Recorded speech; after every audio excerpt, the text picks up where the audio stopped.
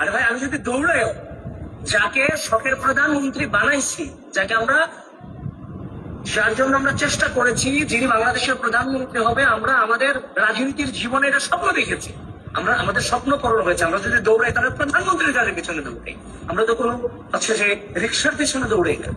এটা কেমন?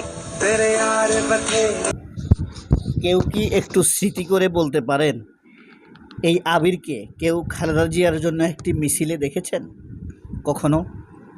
এই আবিরকে তারেক রহমানের জন্য 5ই আগস্টের আগে একটি মিছিল করেছে? যদি দেখে থাকেন তাহলে একটু জানাবেন।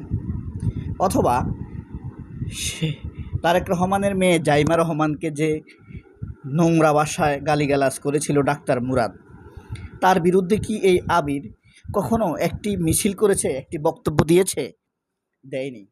সবসময় সে দিবে ডাকসুর বিরুদ্ধে, শিবিরের বিরুদ্ধে। কারণ শিবিরের বিরুদ্ধে বক্তব্য দেওয়া সহজ, তারা উগ্রতা দেখায় না, প্রতিক্রিয়া দেখায় না। তারেক রহমানকে নিয়ে যারা নোংরামো করেছে তাদের জন্য কোনো বক্তব্য নেই। আমানুল্লাহ আমান বলেন, রাকিব বলেন, নাসির বলেন, কোনো বক্তব্য নেই।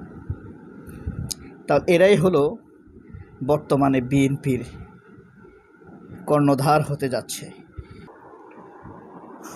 আতে আবির, আতে আওয়ামী লীগ, অতে ওয়াকার, ফতে ফখরুল।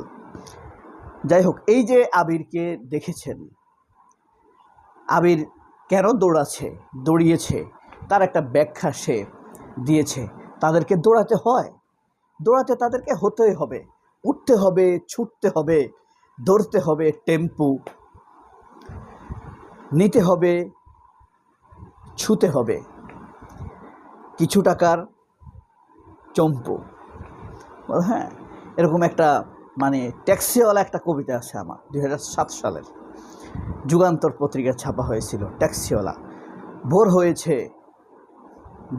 ঘোর এসেছে, উঠতে হবে, ছুটতে হবে, ছুতে হবে টেম্পু।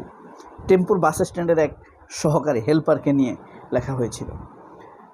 আবিদরা তেমন কোনো হেল্পার না, যারা মূল কাজ করে না, তারা ক্যামেরার সামনে খুবই তৎপর থাকে। আবিরেরা আমার ধারণা সেরকম না হলেও তার কাছাকাছি। আবির বলেন বা নাসির বলেন বা আমান বলেন, বিশেষত এদের কি কখনো দেখেছেন যে জিয়া পরিবারের জন্য একটি মিছিল করে বা তারেক রহমানের জন্য একটি মিছিল করেছে? 5ই আগস্টের আগে একটি ক্যামেরা ফুটেজ, একটি ছবি কেউ কি দেখাতে পারবে? পারবে না।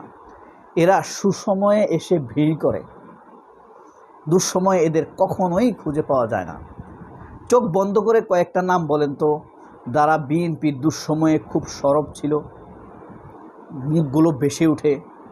হাবিবুর নবী খান সোহেলের কথা ভেসে ওঠে? নিশ্চয়ই ভেসে ওঠে। শহীদুদ্দিন চৌধুরী অ্যানি, তার কথা ভেসে ওঠে? নিশ্চয়ই ভেসে ওঠে। রবিউল ইসলাম, যে সড়ক পরিবহন যোগাযোগ মন্ত্রী, তার নাম ভেসে ওঠে না? নিশ্চয়ই ভেসে ওঠে।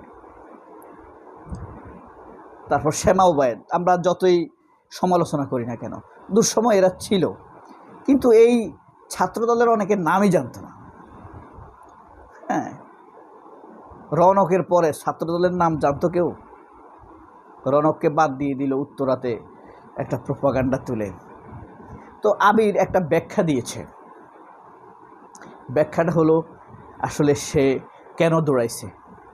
1 নম্বর হলো, এভাবে দৌড়াইতে দৌড়াইতে তোমরা শুধু হিংসা করবা, আর আবির এক সময় প্রধানমন্ত্রী হয়ে যাবে। এটা হলো প্রধানমন্ত্রী হওয়ার সাধনা, অথবা প্রধানমন্ত্রীর খুব কাছাকাছি যাওয়ার একটি সাধনা তার হয়ে থাকতে পারে। তবে আরেকটি মজার একটা বিষয় বলেছেন, তিনি যদি দৌড়ানো, তাহলে তিনি প্রধানমন্ত্রীর গাড়ির পিছনে দৌড়িয়েছেন। তিনি কি রিক্সাওয়ালার পিছনে দৌড়াইছেন? এটা তার একটা প্রাউড, এটা দা পয়েন্ট, এটা একটা পয়েন্ট, খুব মোটিভেশনাল। আবির তো শুধু একজন ছাত্র নেতা না, আবির অলসো এ মোটিভেশনাল স্পিকার। এবং তার মতো সত্য কথা বলা লোক ছাত্রদলে আর দ্বিতীয়টি আছে কিনা সন্দেহ আছে। যতখানে যত ঘটনা ঘটবে সব দোষ এক ডাকসুর। কারণ এই ডাকসুর কাছে সে হেরে গেছে। হেরে এখন সে ডাকসু বিরহে ভুগছে, প্রেমিকা বিরহে না। ডাকসু বিরহ, আবির কিন্তু বিয়ে করে ফেলছে, তো ডাকসু বিরহে সে কবি হয়ে গেছে এখন। আবীন্দ্রনাথ টগর, আবীন্দ্রনাথ টগর এখন তার শখের প্রধানমন্ত্রী। এটা তারেক রহমান হইল তাদের শখের প্রধানমন্ত্রী, বক্তব্য শুনছেন নিশ্চয়ই। এটা হইল প্রথমে এই তার ভাইরাল হওয়ার জন্য সে দায়ী করছে কাকে? এবি জোবায়েরকে। আচ্ছা, এবি জোবায়ের কি সাংবাদিক? মিথ্যা কথা বলে একজনকে ফ্রেমিং করলে হবে? তার আগে নিশ্চয়ই কোনো জার্নালিস্ট এ বিষয়ে আপনার এটা স্ট্যাটাস হিসাবে ভিডিওটা আপলোড দিছে, এরপরে হয়তো এবি জোবায়ের দিয়েছে। এবি জোবায়ের তো সেখানে উপস্থিত ছিল না। আর আবিরকে কিন্তু মহসিন হলে ঢুকতে দেয় নাই, ফোন করে করে ভাব ধরছে যে মেহমান হিসাবে।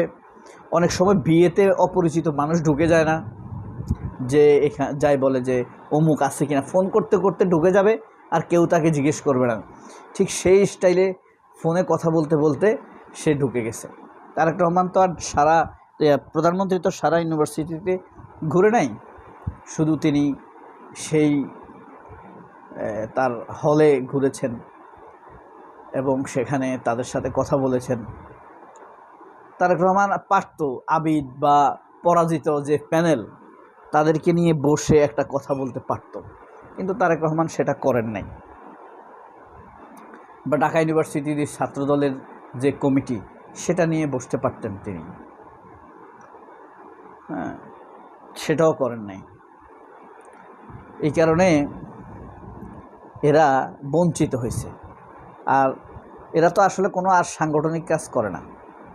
অ্যাকচুয়ালি এই সাংগঠনিক কাজগুলো না করার কারণে তাদেরকে দৌড়ঝাঁপ দিয়েই নেতার কাছে নিজের মুখটা পরিচয় করাতে হয়। এখন আরেকটা সহজ পদ্ধতি আছে নিজেকে পরিচিত করানোর, সেটা হলো আবিদ কোনো এক সময় ধরেন মতিঝিলের ক্রিয়া ভবনের ছাদে উঠে বলছে যে আমাকে প্রধানমন্ত্রী দেখতে আসতে হবে, নয়তো আমি এখান থেকে লাফ দিয়ে ঝাঁপ দিয়ে মরে যাব। তাহলে প্রধানমন্ত্রী এসে তাকে দেখবে, চিনবে। আবিরের একটা পদ্ধতি আছে, এভাবে সে করতে পারে। সবাই অনেক ভালো থাকবেন। আল্লাহ হাফেজ, আসসালামু আলাইকুম।